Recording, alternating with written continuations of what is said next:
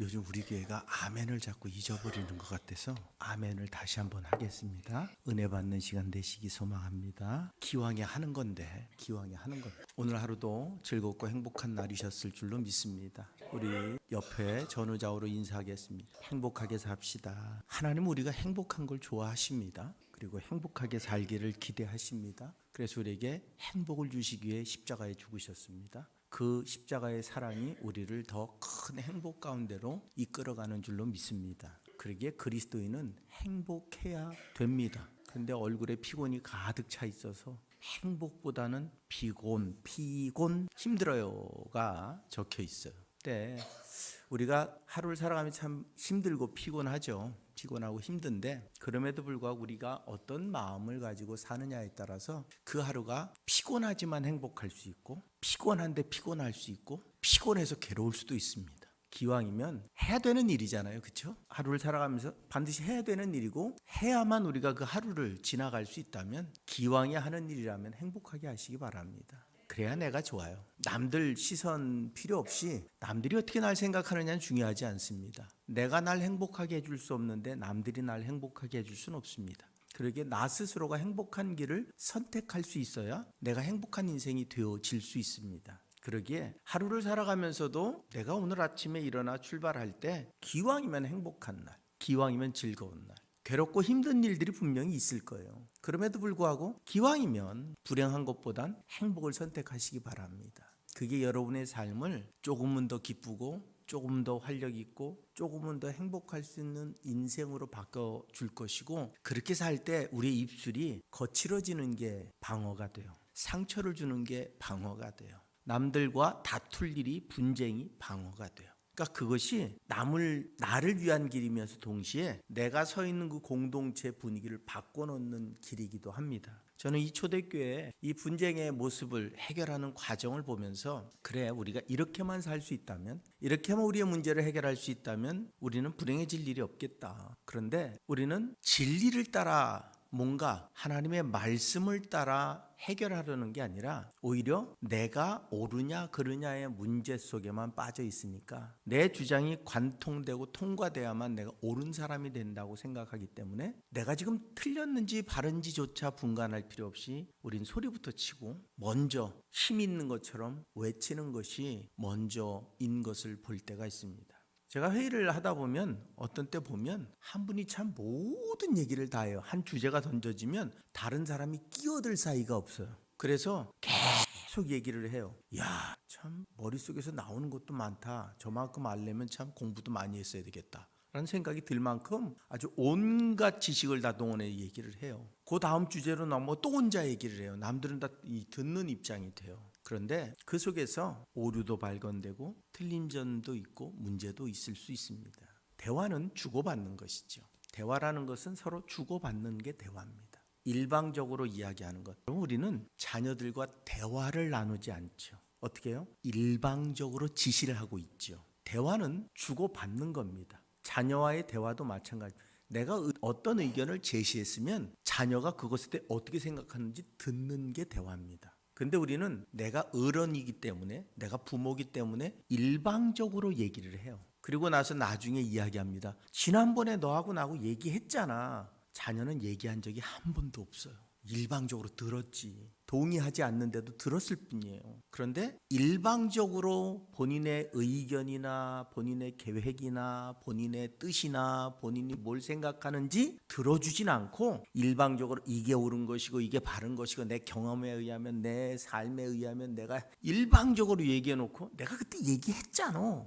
얘기는 하셨죠. 내가 동의한 건 아니잖아요. 또 화가 머리 끝까지 나가지고 대화는 여러분 주고받는 게 대화입니다. 그러니까 누구에게나 대화는 주고 그것에 대한 대답을 듣고 의견을 듣고 생각을 듣고 다시 던지는 것, 질문을 던지고 서로 이렇게 오고 갈 때 대화가 되는 겁니다. 근데 우리 한국인 부모들의 가장 큰 특징이 대화를 못한다는 거예요. 일방적인 지시, 일방적인 이야기는 있는데 그들의 의견이 어리석을 수도 있고 부족할 수도 있고 모자랄 때도 있습니다. 살아온 삶의 경험 때문에 이건 아닌데 라는 생각이 들 때도 있지만, 들어주는 것만으로도 어쩌면 그들의 삶이 많이 내게 열려질 수 있고, 열려진다는 건 뭡니까? 그만큼 내 얘기를 들어줄 여건이 많아진다는 걸 의미해요. 부모의 이야기가 왜 안 들려질까요? 내 얘기를 안 들어주니까. 근데 내 얘기를 들어주면 그 아이도 부모의 이야기를 들어줍니다. 그때부터 우리는 진짜 소통이 이루어지는 거예요. 근데 초대교회는 아주 어리숙한 것 같고 미숙한 것 같고, 우리가 생각할 땐 그 고대 배움도 많지 않았던 그 시대에 문제가 발생하니까 그 문제를 풀어나가는 방법이 너무도 합리적이고 너무도 지혜롭게 문제를 풀어 나아갔고, 그 결론을 우리끼리의 결론으로, 우리의 주장으로 끝내는 게 아닙니다. 그 문제를 제기한 안디옥 교회, 그 문제에 대해 문제를 토론을 제시했던 그 안디옥 교회의 결론을 통보합니다. 그게 바로 24절에 들은즉 우리 가운데 어떤 사람들이 우리의 지시도 없이 나가서 말로 너희를 괴롭게 하고 마음을 혼란하게 한다 라는 이야기를 들었다. 거기서부터 그 시대에 있어서, 초대교회에 있어서 이제 막 태동해서 이제 뭔가 체계를 잡아가고 있는 교회에 있어서 굉장히 중요한 교리적인 문제가 발생을 한 겁니다. 항상 처음이라는 게 참 실수가 많죠. 우리가 뭔가 처음 회의를 할 때도 실수가 많습니다. 그런데 회의가 20차, 30차, 40차, 50차 돼가면서 회의 진행 방법도, 회의를 토론하는 방법도, 회의의 질서도 잡혀가는 거예요. 처음부터 초대교회는 가장 중요한 걸 잃어버리지 않았습니다. 그게 뭐냐면 무엇이 기준인가 하는 겁니다. 우리의 대화에 가장 중요한 부분이 뭐냐면, 뭐가 기준인가가 먼저 정해져야 대화를 어떻게 이끌어갈지가 결정이 납니다. 오늘 본인들의 지시, 교회의 권위 없이 스스로가 결정해 스스로의 생각을 안디옥까지 쫓아가서 전했던 그 사람들에 의해 안디옥 교회에 혼란이 찾아왔습니다. 이것에 대해 분명히 밝힙니다. 이건 우리가 전한 것이 아니고 공교회의 권위를 덧입은 것이 아니라 개인적인 생각들과 판단들이 전해진 것임을 분명하게 전하고 있습니다. 어느 공동체든 교회는 질서라는 것이 있습니다. 그 질서하에서 권위가 보장되고 권위가 인정될 때, 그때 그 공동체는 발전할 가능성이 높습니다. 우리는 권위의식이라고 하는 것에 사로잡혀서 그것 때문에 오히려 도태되고 앞으로 전진을 못합니다. 하지만 어느 공동체든 어른이 있을 때, 이 나라엔 대통령이 있습니다. 또 어느 기관이든 장이 있습니다. 그 권위가 인정될 때 그 공동체는 굉장히 발전적인 방향으로 나아갈 수 있습니다. 그런데 그 장이 권위주의에 빠지기 시작하면 그 공동체는 지체되기 시작합니다. 빨리 가질 못해요. 왜냐하면 형식과 자기 모순에 빠지기 쉽기 때문에 그렇습니다. 오늘 초대교회는 그곳으로부터 벗어나 있었던 그러한 단체입니다. 그러기에 오늘 교회의 권위 없이 자기 스스로의 깨달음, 자기 생각으로 전했던 그 이야기가 너희를 괴롭게 하고 마음을 혼란하게 한 것을 우리가 들었다라고 이야기합니다. 괴롭게 했다라는 말의 의미는 짐을 지운다, 부담을 준다라는 의미를 가진 단어입니다. 스펄전은 거짓 가르침의 특징이 뭐냐면 사람들을 자유함으로부터 묶어놓는다라고 이야기합니다. 여러분, 이단의 특징이 뭘까요? 이단의 가장 강력한 특징은 자유가 사라진다는 거예요. 개인의 사고의 자유도 없고 행동의 자유도 없고 그들이 자신이 자기 자신을 컨트롤할 자유도 없습니다. 이단은 오직 어디에? 교주에 집중되어 있습니다.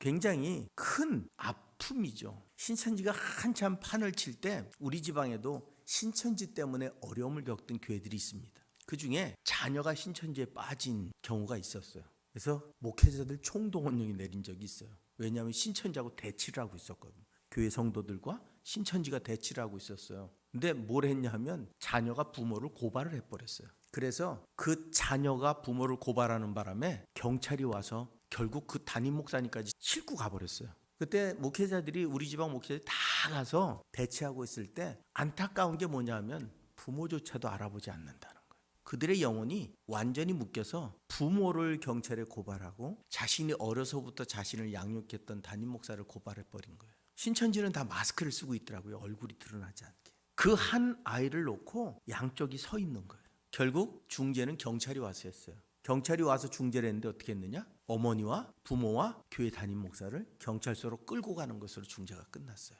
왜? 신고가 됐기 때문에. 물론 풀려나긴 했지만 이단이라고 하는 것이 우리의 정신을 딱 멈춰놓으면 자유라는 게 사라져버려요. 오늘 그리고 이단은 정체성을 흔들어 놓는 겁니다. 오늘 마음을 혼란하게 한다란 말은 자신의 신앙의 근거가 흔들리는 거예요.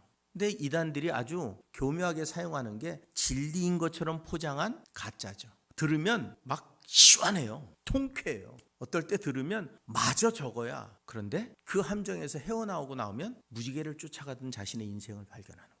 헛된 것을 쫓아서 자신의 청춘과 삶을 던져버렸던 자신의 인생의 허비를 발견하게 되는 겁니다. 진리는 우리에게 따뜻하게 다가옵니다.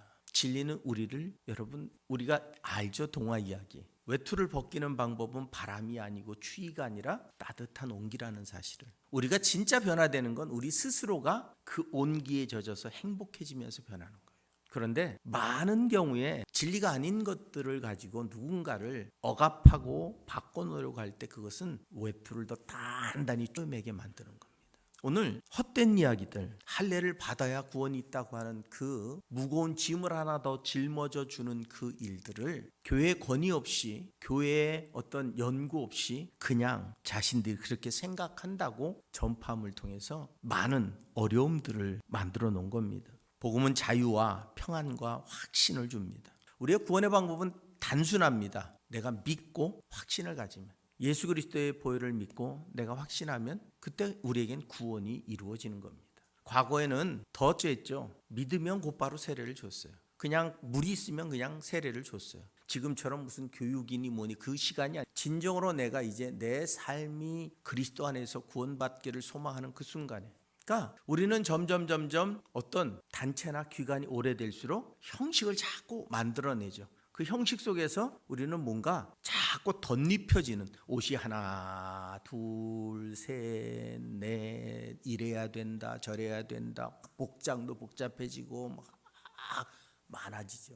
그러면서 자꾸 본질이 어디로 들어가느냐? 그 속으로 숨어버려요. 그러니까 드러나지가 않는 거예요. 겉의 치장들 때문에 속의 본질이 안 드러나는 그런 신앙생활을 우리가 하고 있는 게 아닐까. 우린 정말 하나님 안에 자유한가 하는 겁니다. 오늘 그 소식을 들은 예루살렘 교회는 그것 때문에 논의를 시작했고 아주 난상 토론을 통해서 결론을 지었습니다. 그리고 오늘 25절로 27절에 이렇게 말합니다. 사람을 택하여 우리 주 예수 그리스도 이름을 위하여 생명을 아끼지 아니하는 자인 우리가 사랑하는 바나바와 바울과 함께 너희에게 보내기를 만장일치로 결정하였노라. 그리하여 유다와 실라를 보내니 그들도 이 일을 말로 전하리라고 말합니다. 오늘 예루살렘 회의의 결정을 통보합니다. 공적 권위를 가진 결정이었습니다. 그런데 그 결정은 아주 신중했습니다. 많은 의견을 다 들었어요. 본인들의 주장을 다 이야기했습니다. 그리고 누구에게나 공평한 기회를 제공했습니다. 넌 어리기 때문에 빠지고 너는 못 배웠기 때문에 빠지고가 아니라 모두가 의견을 제시할 수 있었어요. 그러면서 분명한 근거를 가지고 결론을 냈습니다. 하나님의 말씀과 성령의 역사라고 하는 분명한 근거를 가지고 결론을 내서 오늘 그 결론을 전하려고 합니다. 바로 우리 주 예수 그리스도의 이름으로 모든 것의 이유요 근거입니다. 이 모든 것이 예수 그리스도 때문에 이루어지는 일입니다. 우리의 행위와 활동의 근거, 내가 뭘 하든, 여러분 우리가 예배드리는 이유가 뭘까요? 주님 때문이죠. 주님의 음성을 듣고 예배에 주님을 만나고 말씀을 통해, 찬양을 통해, 기도를 통해 말씀하시는 주의 음성을 듣고 싶어서죠. 우리가 세상 속에서, 세상 가운데 살아가면서 직장에서 일터에서 주님의 음성을 듣는 건 결코 쉽지 않습니다. 찬양을 틀어놓는다고, 설교를 듣는다고 쉽게 들려지진 않습니다. 근데 예배라고 하는, 예배를 드리는 예배의 공간에 모였을 때, 우리가 예배의 공간이라고 하는 건 우리가 예배의 공간을 찾는 그 순간부터 우린 예배가 준비되는 거예요. 아, 나가 오늘 교회 가야 되는 날, 오늘 수요일 날, 오늘 예배 드리는 날, 그 마음의 자세로부터 이미 예배를 시작한 거예요. 그러기 우리도 모르는 사이, 아 오늘 수요일인데, 아 오늘 주일인데 예배를 가야지. 그 순간부터 우리는 하나님의 음성을 들을 마음의 자세가 이미 준비가 된 거예요. 그곳에 와서 우리는 더 간절하게, 더 분명하게 하나님 앞에 설 때 우리는 말씀 중간중간에 성경을 읽으면서, 기도를 들으면서, 찬양을 부르면서, 말씀을 들으면서 그 속에서 내게 말씀하시는 하나님의 음성, 아 내가 이 말씀을 듣기 위해, 이 찬양 속에, 이 가사 속에서 내가 은혜 받음으로 우리는 하나님 앞에 서는 겁니다. 곧 모든 것의 이유, 교회의 결정도, 사람의 헌신도, 사역의 방향도 이 이름으로 인해 결정되는 겁니다. 우리가 성도라고 하는 이름을 갖는 그 순간부터 우리에게 가장 중요한 기준, 아까 기준을 말씀드렸는데 예수 그리스도입니다. 하나님의 말씀입니다. 누가 무슨 얘기를 하든, 어떤 사람이 어떤 이야기를 하든, 아무리 유명한 사람이 와서 무슨 이야기를 하든, 그보다 더 중요한 건, 우리에게 중요한 건 하나님의 말씀입니다. 예수 그리스도가 가장 중요한 겁니다. 제가 여기서 아무리 훌륭한 설교를 해도 여러분의 기준에 예수 그리스도가 있을 때에만 제대로 분별하고 판단할 수 있습니다. 그리고 예수 그리스도를 따라가는 게 가장 올바른 정답입니다. 사람의 이야기가 아닌 예수의 이야기를 따라가는 것. 분명한 사실은 그 예수 때문에 은혜 받고 구원받고 새로운 소망을 가진 이들이 오늘 어떤 인생을 살았느냐? 생명을 아끼지 아니했답니다. 이 예수 그리스도를 위해 초대교회는 예수 그리스도를 믿는다는 이유 때문에 어떻게 해요? 죽어야 됐습니다. 자신의 삶을 다 송두리째 빼앗겨야 되는 상황일 수 있었습니다. 그래서 당시 그리스도를 믿겠다고 결정한 사람들의 신앙의 자세는 죽으면 죽으리라. 죽기를 각오하고 믿는 게 예수 그리스도였다는 사실입니다. 그러기에 그들은 하나님 앞에서 진리를 따라서 진리 안에 사는 것을 두려워하지 않는 인생을 살아갔습니다. 바울도 사도행전 20장 24절에 그럽니다. 나의 달려갈 길과 주 예수께 받은 사명을 마치려 하면은 나의 생명조차 조금도 귀한 것으로 여기지 아니했다라고 고백합니다. 이 세상에 생명을 내어놓고 믿으라는 데는 이단밖에 없을 겁니다. 하지만 교회는 생명을 내어놓고 믿으라고 하지 않습니다. 하지만 우리 스스로 예수를 믿으면, 예수가 내 안에 들어오면 생명조차도 아깝지 않을 만큼 주님을 위해 사는 게 행복해지는 겁니다. 이게 너희는 생명을 내놓고 날 따라야 돼라고 하는 이단의 이야기는 인간 중심이죠. 그런데 우리가 하나님을 믿음으로 내 생명도 아깝지 않고 행복한 건 주님 중심인 겁니다. 그러니까 출발점이 전혀 다른 이야기예요. 그리고 그 주님과 함께하는 삶이 행복해질 수 있는 겁니다. 20세기 선교 역사에서 가장 잘 알려진 영화로도 만든 짐 엘리엇의 이야기. 1956년도 에콰도르 아우카 인디언 부족에게 복음을 전하다가 살해당했죠. 그 죽음이, 그 젊은 나이의 죽음이 너무도 아까웠지만 가족들은 얼마나 한이 됐을까요? 그런데 결국은 그 부인과 그 순교한 가족들이 그 아우카족을 향해 다시 가서 모두를 복음화시켰던 그 역사. 생명을 내어놓고 한 그 일이 결단코 그들에겐 불행이 아니고 그 죽음이 아픔이 아니라 소명이었고 승이었으며 그들을 복된 길로 인도하는 길이었다는 사실입니다. 이 짐 엘리엇의 일기에 이런 말이 있답니다. 영혼을 위해 붙들 수 없는 것을 내어주는 자는 어리석지 않다. 영원한 구원의 은혜를 위해서 나 자신이 죽는 것, 그게 어리석은 건 아니라는 겁니다. 생명을 아끼지 아니하는 자, 이것이 복음의 가장 깊은 표현일 수 있기 때문에 그렇습니다.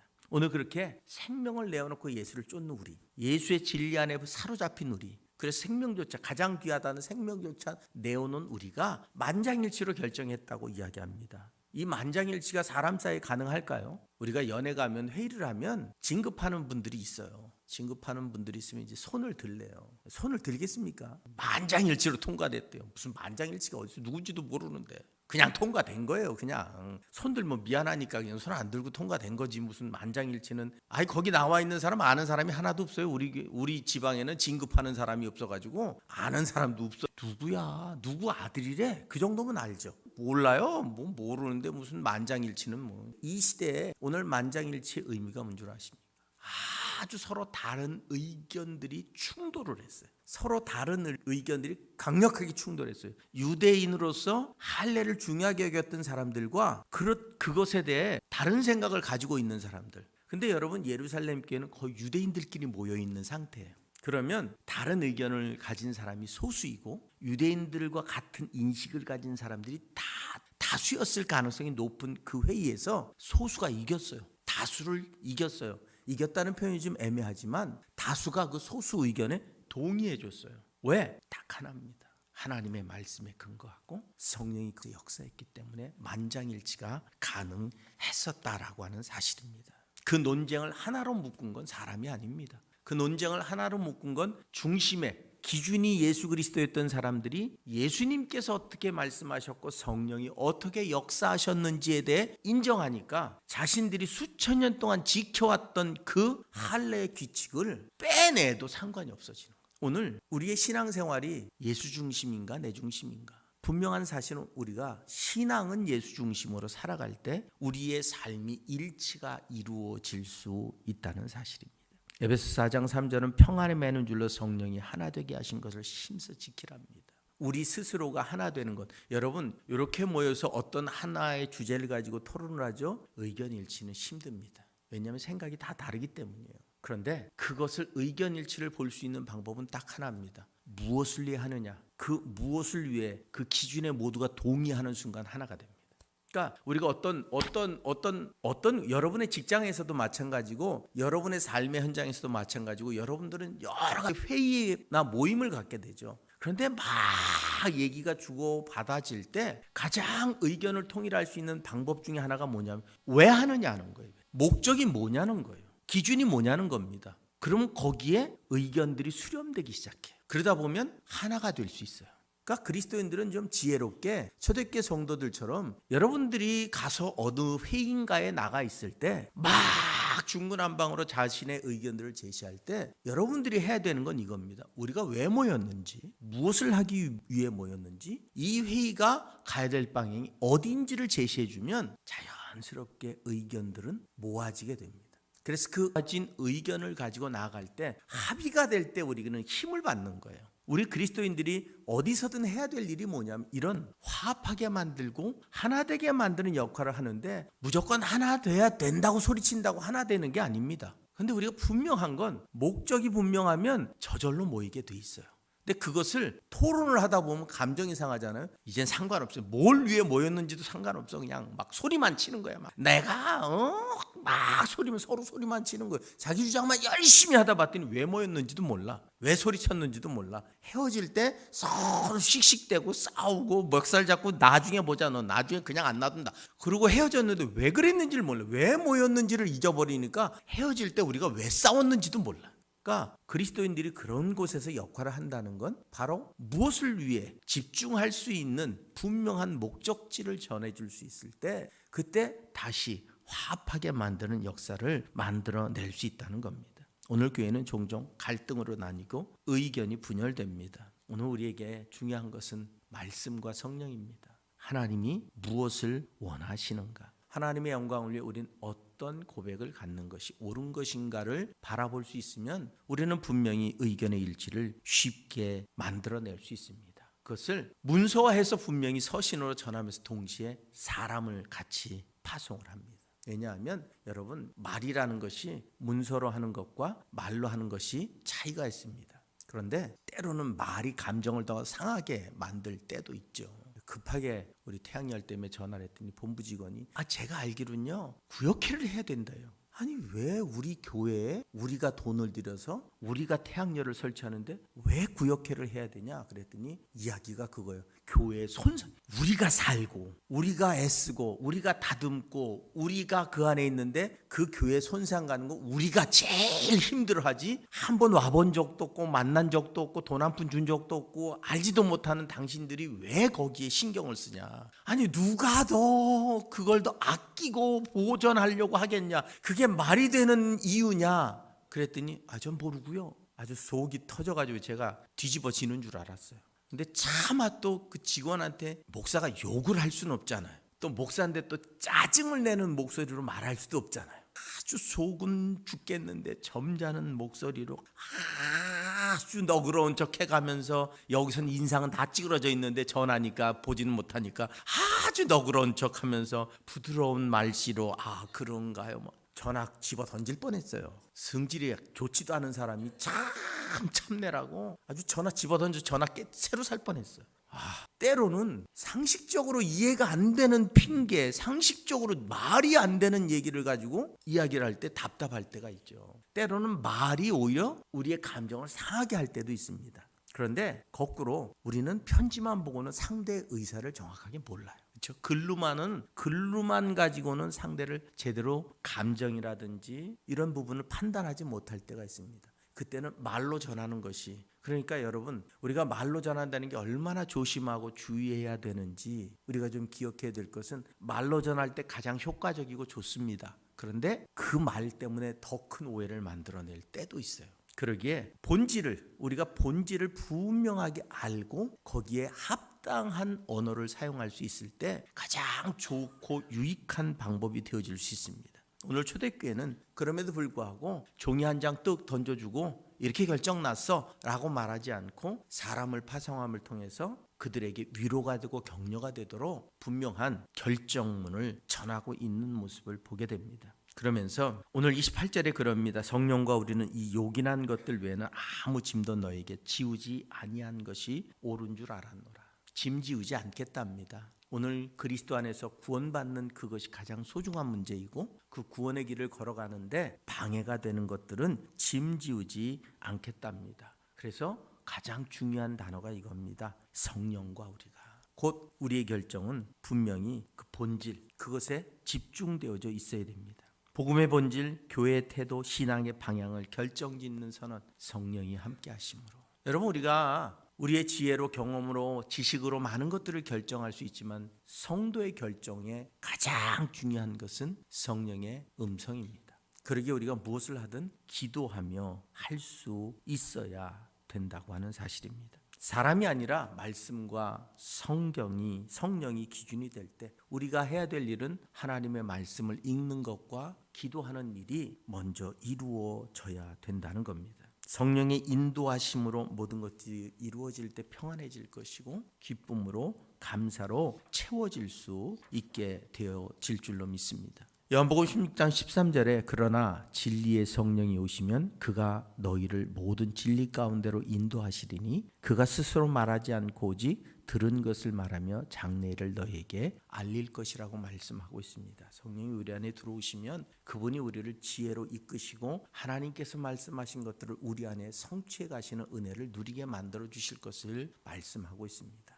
그러기에 우리가 날마다 기도하며 그분 앞에 서야 되는 것, 초대교회 문제 해결의 분명한 방법, 그것은 인간적인 생각이라든지 인간적인 경험이라든지 인간적인 지식이 필요 없다는 게 아닙니다. 그것들이 은혜 안에서 세워가는 역할을 할 수 있도록 만들어낼 수 있는 건 성령이 우리에게 주시는 지혜가 있을 때 가능한 일이라는 사실입니다. 그러기에 오늘 우리는 성령 안에서 우리의 삶을 살아갈 수 있어야 됩니다.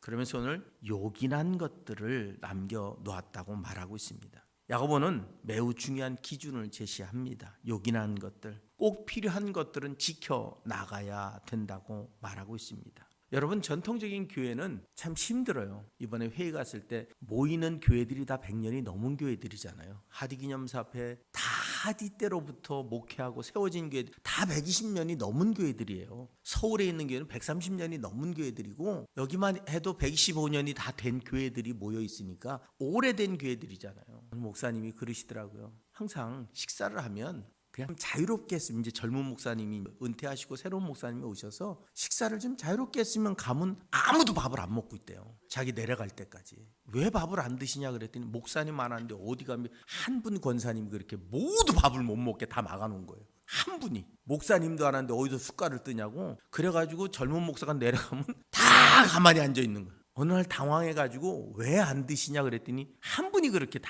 뜯어 말려 놓으신 거예요. 그러니까 식사 하나 하는 것까지도 쉬운 일이 아닌, 전통적인 교회에서는, 우리 교회는 옛날에 다 놓고 앉으면 또 한 다음에 식사했잖아요. 기억이 안 나시나요? 너무 오래돼서. 교회 짓기 전에 우리가 다 앉아가지고 밥 떠다가 다 앉아놓으면 기도하고 그 다음에 식사를 다 같이 시작을 했어요. 근데 요즘은 그냥 자유롭게 하잖아요. 제가 일부러 맨 마지막에 먹어요. 어느 날 봤더니 제가 제일 마지막에 먹는 게 나을 것 같더라고요. 근데 좀 여러분들이 너무한 건 갔더니 반찬도 안 남길 때가 있어. 가면 야, 어떻게 그렇게 다 먹을 수가 있어? 반찬도 안 남겨놓을 때가 있어요. 아이, 그러거나 말거나 상관없이 목사가 제일 나중에 먹는 게, 요즘은 뭐 목사가 먹는, 처음에는 그랬어요. 목사님 안 내려오시냐고 계속 물어보는 분들 계셨어요. 요즘은 안 그러더라고요. 요즘은 왔는지 안 왔는지 먹었는지 안 먹었는지 그냥 신경도 안 쓰고들 다 먹고 있더라고요. 오늘 편해요. 일부러 제가 맨 나중에 들어가요. 그게 여러분, 그게 권위는 아니잖아요. 제가 뭘 해야 나머지 분들이 뭘 할 수 있다는 그런 건 권위가 아니잖아요. 그냥 자유롭게 먹고 편하게 먹으면 그게 제일 좋은 거지. 권위가 있어야 될 때가 있고 없어도 될 때가 있는데, 이상하게 오래된 교회들에는 권위가 없어도 될 곳에 자꾸 권위주의가 자리를 차지하고 있어요. 항상 말씀드리지만 오래된 교회에서는 저 피 하나 이쪽으로 옮기려면 1년이 걸려요. 1cm씩 해가지고 여기까지. 근데 희한한 건 뭔 줄 아세요? 제가 움직이는데 몰라요. 못 느껴요. 제가 여기까지 왔는데도 못 느껴요. 왠 줄 아세요? 1cm씩 옮기니까 제가 움직이는데 못 느낀 거예요. 어쨌든 제가 있으니까. 근데 얘가 이만큼쯤 오면 알 거 아니에요? 전혀 못 느낀대요. 여기까지 왔는데도 못 느낀대요. 그러니까 관심이 없는. 근데 피아노를 일로 옮기겠습니다. 그러면 난리가 나는 거예요. 왜 거기 있는 피아노를 일로 옮기냐고. 근데 그냥 1cm씩 옮겨 여기까지 와도 아무도 신경을 안 쓴대요. 그러니까 이게 사람의 심리라는 게 얼마나 이상한 건지. 그러니까 여러분, 근본적인 거, 본질적인 거, 예수는 구원자가 아닙니다라고 얘기하면 다 일어나야죠. 예수는 십자가에 죽지 않아, 다 일어나야죠. 그런 본질적인 문제에 대해서는 우리는 목소리를 분명히 내야 돼요. 그런데 부차적인 것, 형식적인 것들에 얽매여 있을 필요는 없다는 겁니다. 예수를 어떻게 하면 더 잘 믿을 수 있을까에 고민이 있어야지. 이렇게 해야 형식이, 그 형식에 얽매여 우리는 때로 본질을 잊어버리고 살아갈 때가 있다는 겁니다. 근데 이 초대교회는 쫓아도 깨버린 거예요. 이것만, 아주 중요한 기본적인 것들은 지켜 나아가도록 권면하면서 예수 그리스도와 십자가와 은혜는 반드시 지켜나가도록 하면서 아무 짐도 지우지 않겠다고 말하고 있습니다. 예수 믿는 건 짐을 지는 게 아닙니다. 내 멍에는 가볍다고 주님이 말씀하셨습니다. 널 부인하고 십자가를 지랬는데 십자가는 지레매요. 그 십자가는 우리의 사명입니다. 이 땅의 영혼을 구원하기 위한 사명, 이 땅 가운데 복음을 전할 거룩한 사명조차도 내려놓겠다면 예수를 안 믿겠다는 얘기하고 똑같은 거예요. 그러니까 주님이 우리에게 주신 십자가는 세상이 이야기하는 무거운 십자가가 아니라 그것을 통해 더 큰 기쁨을 누릴 수 있는 십자가인 거예요. 그런데 그 십자가를 지기 위해서는 나를 부인하지 않으면, 내 자존심과 내 생각과 내 판단을 부인하지 않으면 누구한테 복음 전하는 게 결코 쉬운 일이 아닙니다. 왜? 그 사람들의 비아냥과 그 사람들이 내 자존심을 상하게 하는 걸 내가 인정하고 받아들일 수 없기 때문이죠. 나를 부인할 때 예수가 얼마나 좋은지, 예수의 구원이 얼마나 우리에게 능력이 되고 기쁨이 되는지를 내가 체험함으로 나를 부인하고 그 복음을 전할 수 있을 때, 그때 우리는 십자가를 제대로 짊어진 인생이고, 그 십자가는 행복한 십자가고 기쁨의 십자가고 감사의 십자가가 되는 겁니다. 맨날 목걸이에서 뒤에다 짊어지고 다니지 말고 진짜 십자가를 짊어지고 다니라는 얘기예요. 내가 그리스도의 향기라는 십자가. 그때 여러분, 내가 그리스도의 향기가 되기 위해서는 때로는 내 분노를 억압해야 되고, 내 미움을 절제해야 되고, 내 욕망을 자제할 수 있을 때, 그 공동체 안에서 세상의 사람들과 다른 기준으로 살아가야 될 때 우리는 나를 정말로 많이 절제하고 제어해야 돼요. 그때 우리는 나를 부인해야 되는 거예요.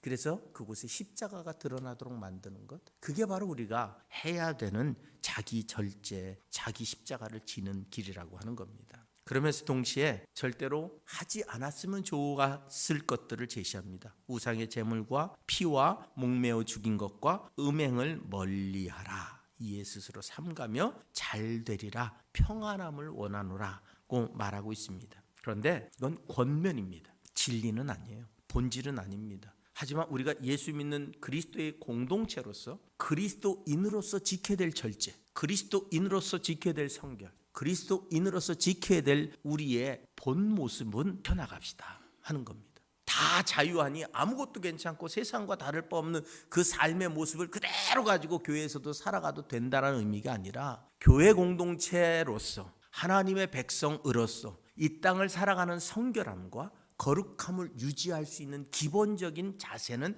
우리가 가지고 살아갑시다 라고 하는 의미로 자발성을 가지고 지켜나가는, 두려움 때문에 순종하는 게 아니라 사랑 때문에 교회 공동체를 위해, 그리스도의 영광을 위해 내가 이런 것들은 내가 지켜나가야 된다고 생각하는 그 기본적인 사람과 거룩함을 유지하며 나아가는 삶을 초대교회도 요구하고 있었다라고 하는 사실입니다. 그러면서 그럴 때 오늘 잘 되리라고 약속하고 있습니다. 하나님과의 관계가, 공동체의 평안이, 삶의 균형이 이루어지는 정말 잘 되는 삶. 예수 믿으면서 무거운 짐 때문에 허우적대는 게 아니라 예수가 지어주신 십자가 때문에 즐겁고 행복하며, 내가 그리스도인으로서의 절제를 통해, 성결함을 통해, 거룩함을 통해 세상 가운데서도 교회 안에서도 성도다운 삶을 살아감을 통해서 구별되어진 아름다운 인생을 살아갈 때 우리는 그 안에서 존경과 인정과 함께함의 은혜를 누리는 거룩함을 살아갈 것이고, 그러면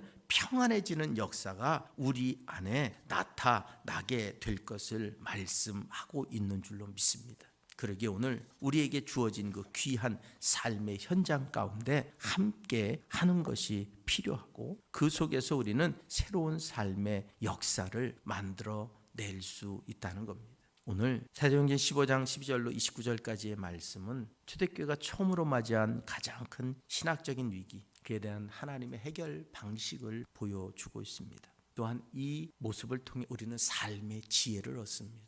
그리스도인으로서 세상 가운데 우리는 어떠한 모습을 가지고 어떠한 갈등 속에 우리는 어떤 모습으로 해결하는 자가 되어져야 될 것인가에 대한 교훈도 얻습니다. 분명한 것은 본질이 뭐고 우리의 삶의 목적이 무엇이며 우리의 구주 되신 예수 그리스도 앞에 내가 어떤 영광을 드러내기 위해 우리는 어떠한 결정을 내려야 될지 고민할 수 있다면, 우리에게 결정은 분명히 하나님께 영광이 될 것이고, 잘되는, 오늘 성경이 이야기하는 잘되며 평안한 삶을 살아갈 수 있도록 우리에게 하나님은 인도하시는 은혜를 덧입혀 주실 줄로 믿습니다. 우리가 성경을 통해 배우는 것이 이겁니다. 성도들의 이 아름다운 모습을 통해 우리도 이 땅을 그렇게 아름답게 합력의 선을 이루어가는 거룩한 공동체로, 진리를 떠나가지 않고 진리 안에서 승리하는 복된 인생으로 바꿔갈 수 있음을 믿고, 말씀 안에서 우리가 더 큰 지혜와 은혜를 경험하며 자유와 평강 가운데 승리하는 우리 모두가 되시고, 이 간성교회가 되시고 이 땅의 모든 영혼이 될 수 있기를 주님의 이름으로 부탁을 드립니다.